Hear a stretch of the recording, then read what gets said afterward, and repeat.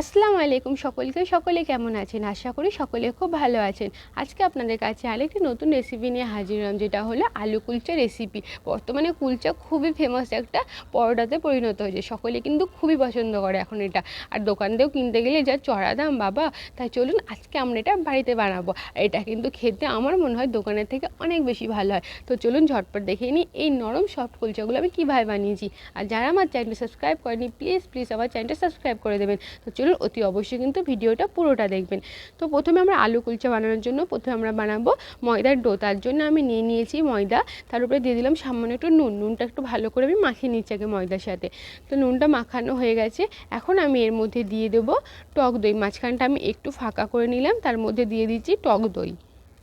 তো টক দই দেওয়া হয়ে গেছে, এখন আমি এই দইতে দিয়ে দেবো সামান্য বেকিং পাউডার, মানে 1 চামচ বেকিং পাউডার আর 1 চামচের হাফ চামচ বেকিং সোডা। তো ময়দা, বেকিং সোডা, বেকিং পাউডারটা ভালো করে একটু মাখিয়ে নেব। মাখিয়ে নিয়ে এটাকে 2 মিনিটের জন্য রেস্টে দেবো, তাহলে কিন্তু আমাদের মানে দইটা খুব ভালোভাবে ফার্মেন্ট হয়ে যাবে। তাই 2 মিনিটই যথেষ্ট। তো দেখুন 2 মিনিট পর এটা কত ভালোভাবে ফার্মেন্ট হয়ে গেছে। দেখতে পাচ্ছেন দইটা কত সুন্দরভাবে ফার্মেন্ট হয়েছে। এখন আমরা দইটা ময়দাটা একসাথে সবগুলো ভালো করে মাখিয়ে নেব। মাখিয়ে নিয়ে অল্প অল্প করে জল দিয়ে আমরা একটা ডো তৈরি করব। আর এই ডোটা হবে খুব শক্তও নয়, খুব নরমও নয়, মানে মাঝামাঝি, কিন্তু একটু সামান্য নরম করবেন। তো দেখুন আমি ভালো করে মেখে নিচ্ছি। তো যখন মাখা হয়ে যাবে এই পর্যায়ে আমরা দিয়ে দেবো একটু সাদা তেল, দিয়ে আবারও আমরা এটাকে ভালো করে মাখতে থাকবো যতক্ষণ না তেলটা পুরোপুরি ময়দার মধ্যে টেনে নিচ্ছে। ততক্ষণ আমরা ভালো করে মাখতে থাকবো। যত ভালো করে মাখবেন তত কিন্তু ভালো তৈরি হবে আপনাদের এই কুলচাটা। তো অতি অবশ্যই কিন্তু আপনাদের ডোটা ভালোভাবে তৈরি করতে হবে। দেখুন তেলটা কিন্তু পুরোপুরিভাবে টেনে নিয়েছে ময়দা দেখতেই পাচ্ছেন ওপরের সাইডে কোথায় তেল নেই। তো এখন এই পর্যায়ে আমরা রেস্টে রাখবো মোটামুটি 1 ঘন্টার জন্য, যাতে খুব ভালোভাবে ডোটা আমাদের তৈরি হয়ে যায়। তো এখন এটা সাইডে রাখবো। এখন আমরা বানাবো স্টাফিং, মানে আলু কুলচার যে স্টাফিংটা হয়। তো তার জন্য আমি নিয়ে নিলাম কিছুটা সেদ্ধ আলু, দিয়ে দিচ্ছি একটু পনির। আপনারা পনিরটা স্কিপ করতে পারেন, কিন্তু পনিরটা দিলে ফ্লেভারটা খুব ভালো আসে। এখন আমি দিয়ে দিচ্ছি একটু কাঁচা পেঁয়াজ, দিয়ে দেবো একটু কাঁচা লঙ্কা, দিয়ে দিচ্ছি স্বাদ মতো নুন, দিয়ে দিচ্ছি একটু ভাজা গরম মশলা, দিয়ে দিচ্ছি একটু গোলমরিচ গুঁড়ো, আর সবশেষে দিয়ে দিচ্ছি একটু পাতিলেবুর রসটা দিলে ফ্লেভারটা খুব ভালো আসে। তো সবগুলো ভালো করে হাতের মাধ্যমে মেখে নেবো। ব্যাস কমপ্লিট হয়ে গেল আমাদের স্টাফিংটা। কত ইজিভাবে কিন্তু এটা রেডি হয়ে যায়। তো ব্যাস রেডি হয়ে গেল আমাদের স্টাফিংটা। এখন বানাবো আমাদের কুলচা। তার জন্য আমি প্রথমে ময়দাটাকে আবারও মেখে নেবো। ময়দাটা কমসে কম 1-2 মিনিটের জন্য আবারও ভালো করে মেখে নেবেন। যত ভালো করে মাখবেন তত ভালোভাবে তৈরি হবে কুলচাটা। আবারও বলছি এটা অতি অবশ্যই ফলো করবেন। তো ভালো করে মেখে নিলাম। মেখে নেওয়ার পর আমরা একটু বড় বড় করে লেচি কেটে নেব। তো ঠিক এইভাবে আমি লেচিগুলো কেটে নিয়েছি। দেখুন একটু বড় বড় সাইজ রাখছি, যাতে কুলচাটা একটু ভালোভাবে যেহেতু একটু কুলচা মোটা মোটা হয়, তাই অতি অবশ্যই একটু বড় বড় ডো রাখাই বেটার হয়।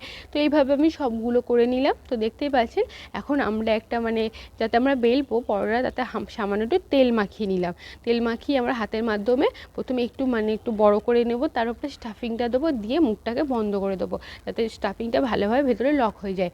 তো ভালো করে আমি এখানে মুখটা বন্ধ করে দিচ্ছি। তো মুখটা বন্ধ করে আবার একটা গোল আকারে শেপ করে নেবো। ঠিক এভাবে মুখটাকে লক করে দেবো, যাতে কোনোভাবে স্টাফিংটা বাইরে না যায়। তো হাতের মাধ্যমে টিপে দেবো, দিয়ে এখন আমরা আবারও এটা হালখাতে বেলবো। আর এটা একটু আমরা লম্বা করে বেলবো, যেহেতু কুলচা একটু লম্বা করে হয়। তো আমরা এই লম্বা করে একটু বেলে নিলাম।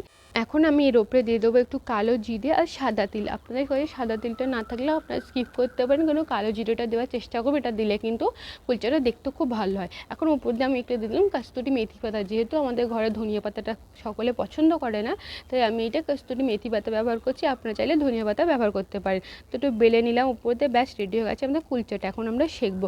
তো এখানে একটা প্যান নিয়েছি, প্যানটা আমি খুব গরম করে নিয়েছি। এখন জল দিয়ে দিলাম, জলটা ফুটবে, এভাবে কুলচাটা দিয়ে দেবো, দিয়ে আমরা ঢেকে রাখবো 1 মিনিটের জন্য, যতক্ষণ না জলটা ভালোভাবে টেনে নেয়। দেখুন জলটা শুষে নিয়ে কুলচাটা কতটা সুন্দরভাবে ফুলে উঠেছে। দেখতে পাচ্ছেন আমাদের কুলচাটা কিন্তু খুব ভালো ফুলে গেছে। এখন এটা আমরা পাল্টে দেবো। তো পাল্টে দিয়ে এখন একটু বাটার বা ঘি বা সাদা তেল যা খুশি আপনারা দিয়ে একটু ভালো করে ভাজা করে নেবেন। একটু লাল লাল করে ভাজা করে নেবেন, তাহলে খেতে কিন্তু বেশি ভালো লাগে। তো আমি একটু উলট পালট করে সুন্দর করে লাল লাল করে ভাজা করে নেব। তো ভাজা করে নিলে কমপ্লিট হয়ে যাবে আমাদের আলু কুলচাটা, যেটা খেতে দোকানের থেকে অনেক অনেক বেশি ভালো হয়।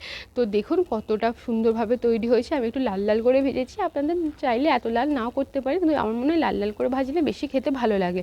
তো ব্যাস কমপ্লিট হয়ে গেল আমাদের আলু কুলচা। দেখলেন কতটা ইজি একটা রেসিপি, বিশ্বাস করুন এটা খেতে খুবই মজার হয়, বানানো খুব একটা ঝামেলা নয়। তো অতি অবশ্যই আপনারা এই রেসিপিটা বাড়িতে বানান এবং ছোটো থেকে বড় সকলের সাথে এনজয় করে দেখবেন সকলে খুবই পছন্দ করবে।